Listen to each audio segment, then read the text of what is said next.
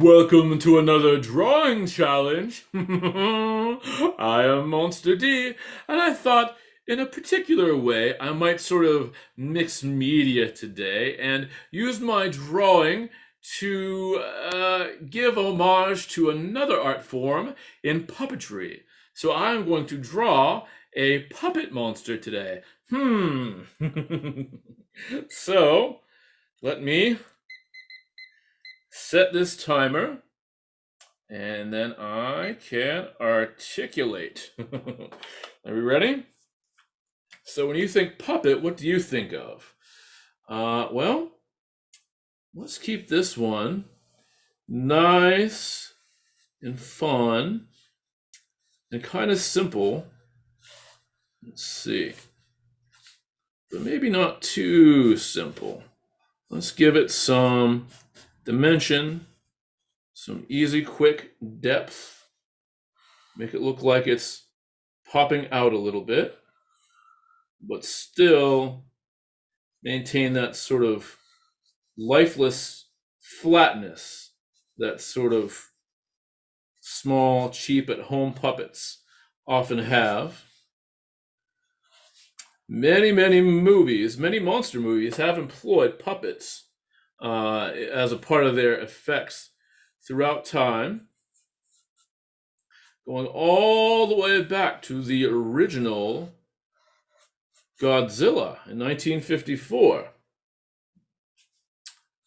His actual first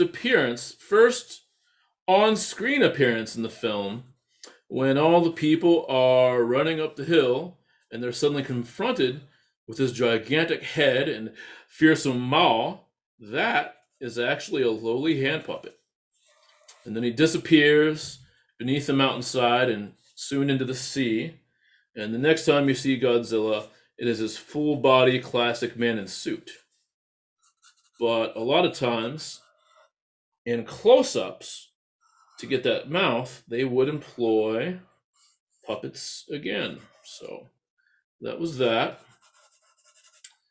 Of course, you get things like critters who were puppets. Gremlins used a lot of puppetry. And of course, puppetry means a lot of different things. I mean, there are not just hand puppets. Of course, there are marionettes. There are combinations of hand and marionettes.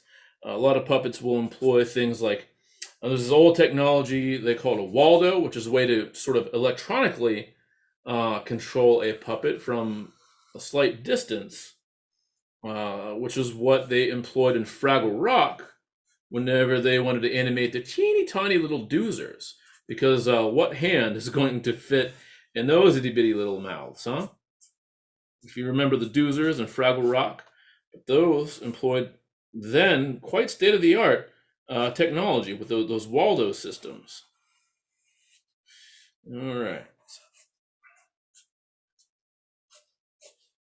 All right, nice hairy arm poking into the puppet monster there. All right, so there's that.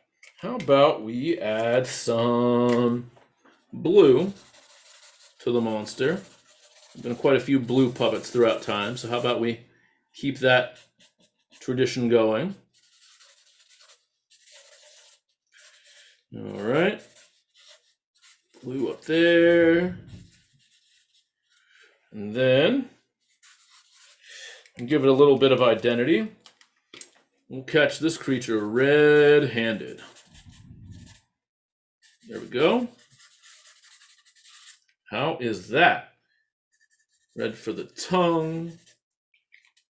I could add some... Ooh, actually, I'll use a pink highlighter for the inside of the mouth. There we go. And a little more shade, tiny bit more depth. Should really do something more about those eyes, make them stand out a little bit. All right. Do you have a favorite puppet creation? Do Do you ever stop to think about just how many things were created using puppets that we may or may not have necessarily even been aware of? I mean, there are full body puppets too, also, where someone is inside of it but still sort of controlling it in a slightly alien fashion. That definitely counts as well. And then you get things like shadow puppets. There we go. And I am about done now. Inside the mouth there a little bit. All right. So, that would be my puppet monster. What do you think? Is it incredibly imposing or absolutely adorable? Well, if you enjoyed this drawing challenge, will you please claw that like button and toll that bell so you can be ready, willing, and salivating for the very next drawing challenge? Stay monstrous.